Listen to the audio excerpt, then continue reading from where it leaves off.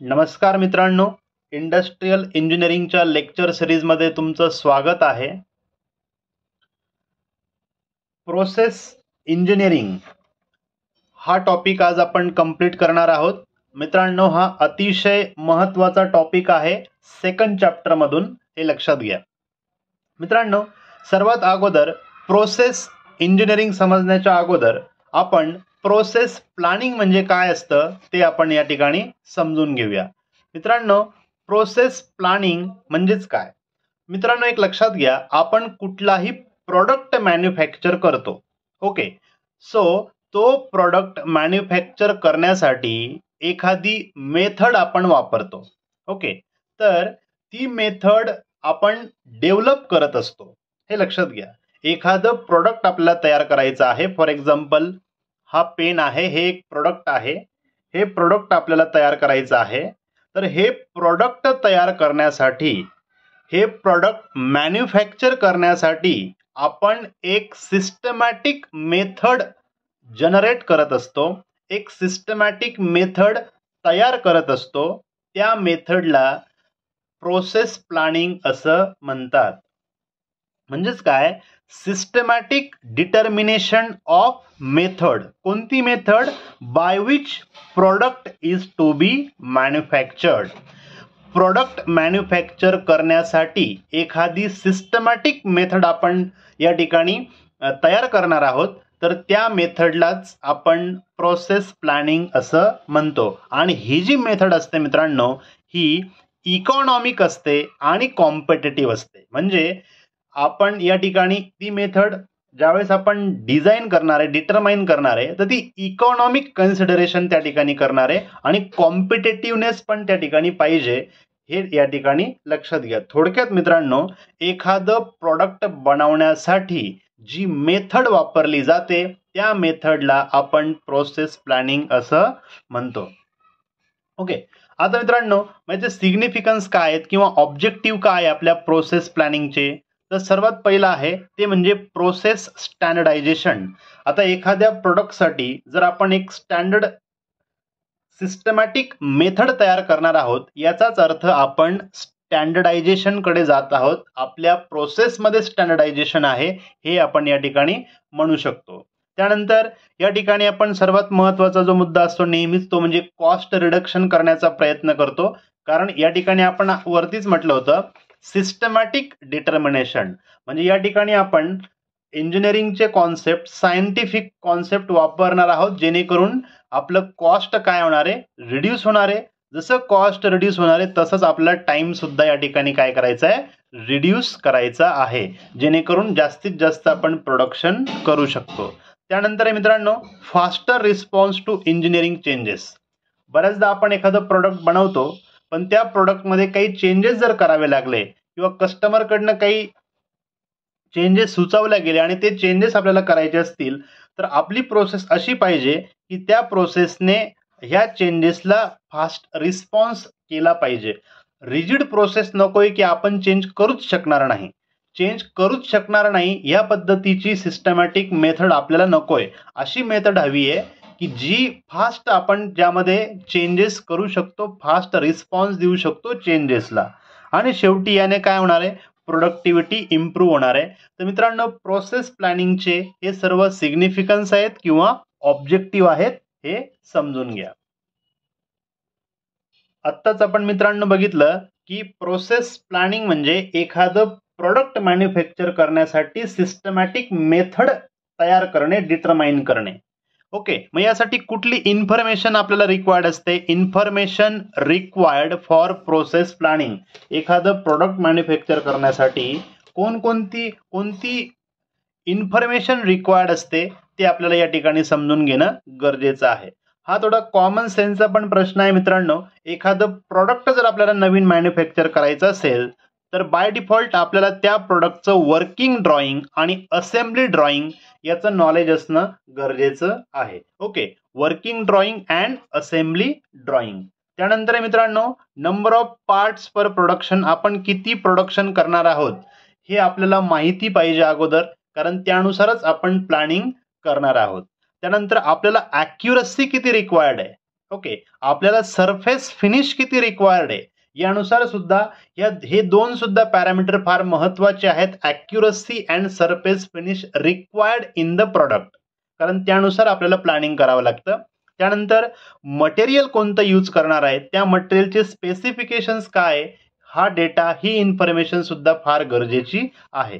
त्याचप्रमाणे cutting tool कोणता आपण यूज करणार, फीड किती यूज करणार, स्पीड किती यूज करणार, आणि शेवटी बिल ऑफ मटेरियल. ओके, या सर्व गोष्टी मित्रांनो ज्या तुम्हाला आता स्क्रीनवर दिसत आहे, या सर्व गोष्टी किंवा या सर्व इन्फॉर्मेशन रिक्वायर्ड असते तुम्हाला प्रोसेस प्लॅनिंग करताना. म्हणजेच एखादं नवीन प्रोडक्ट मॅन्युफॅक्चर करताना, त्याची मेथड डिटरमाइन करताना ही इन्फॉर्मेशन आपल्याला गरजेची आहे.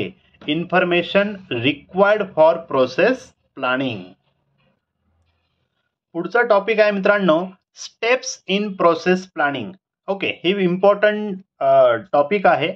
सर्वात पहिलं आत्ताच आपण बघितलं की एखादं न्यू प्रोडक्ट मॅन्युफॅक्चर आपल्याला करायचं आहे आणि त्यासाठी आपण काय करणार आहोत, प्रोसेस प्लॅनिंग करणार आहोत.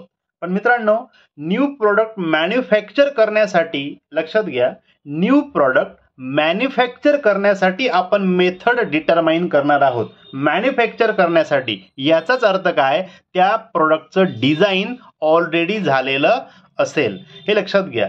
कारण आपण न्यू प्रोडक्ट मॅन्युफॅक्चर करण्यासाठीची सिस्टमॅटिक मेथड डिटरमाइन करतो. म्हणून इथं म्हटलंय process planning start after product design. एकदा का प्रोडक्टचं डिझाईन कंप्लीट झालं की त्यानंतर आपण प्रोसेस प्लॅनिंगला सुरुवात करतो.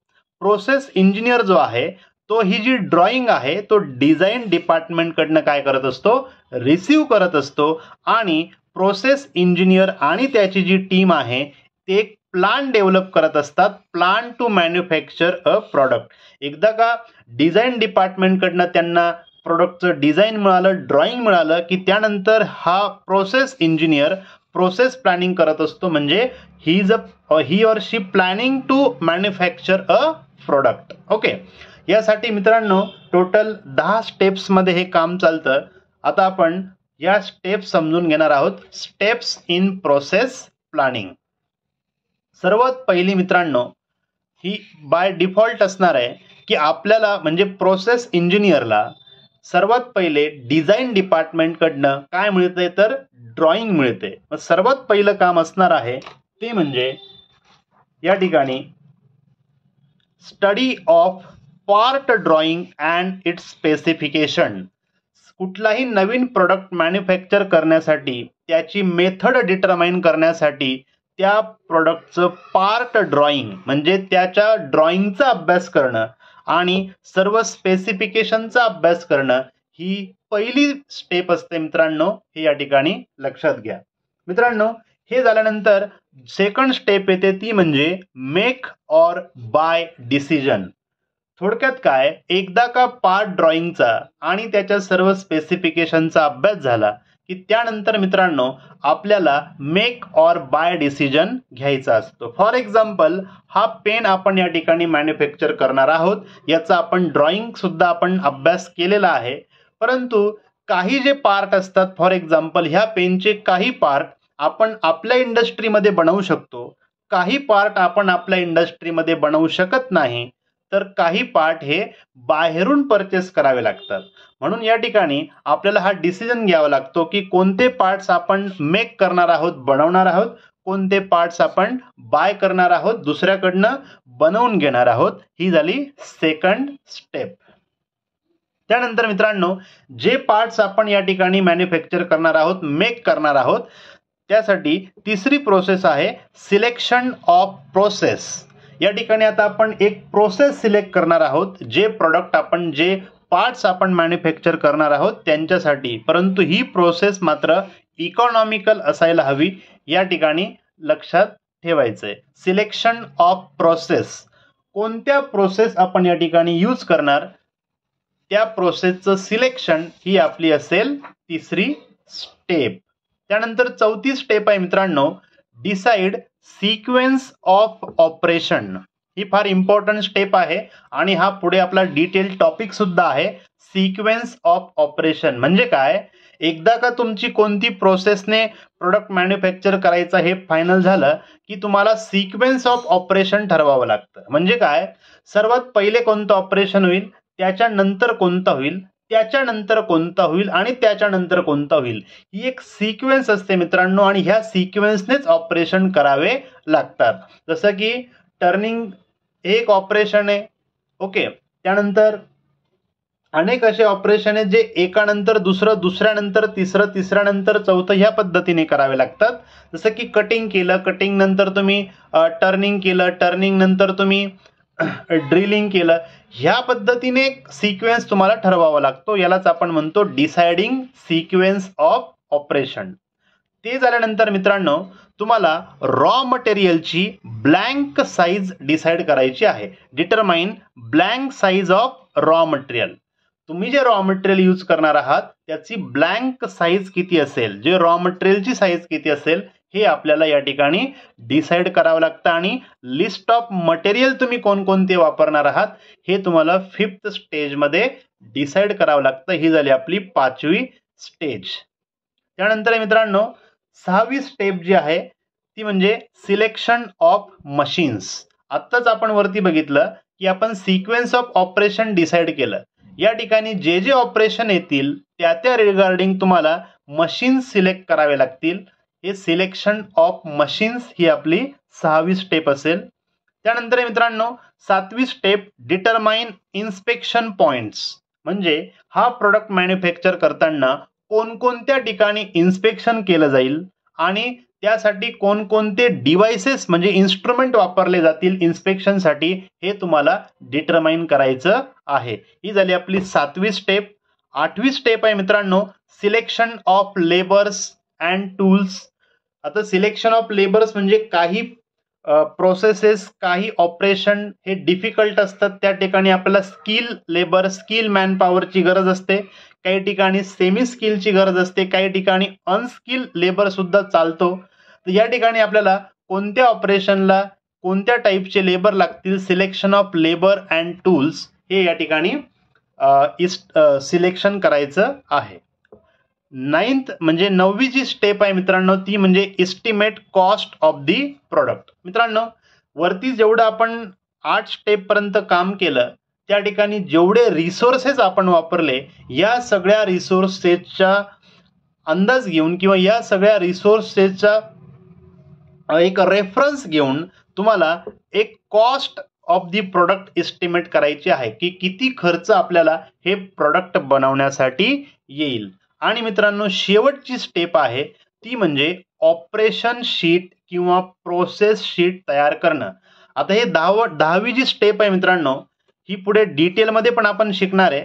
ऑपरेशन शीट किंवा प्रोसेस शीट हे काय असतं तर एक लक्षात घ्या मित्रांनो, ऑपरेशन शीट किंवा प्रोसेस शीट ही अशी एक शीट असते ज्यामध्ये आतापर्यंत आपण जेवढं डिस्कशन केलं हे सगळे डिटेल्स, ही सगळी इन्फॉर्मेशन या शीटमध्ये असते.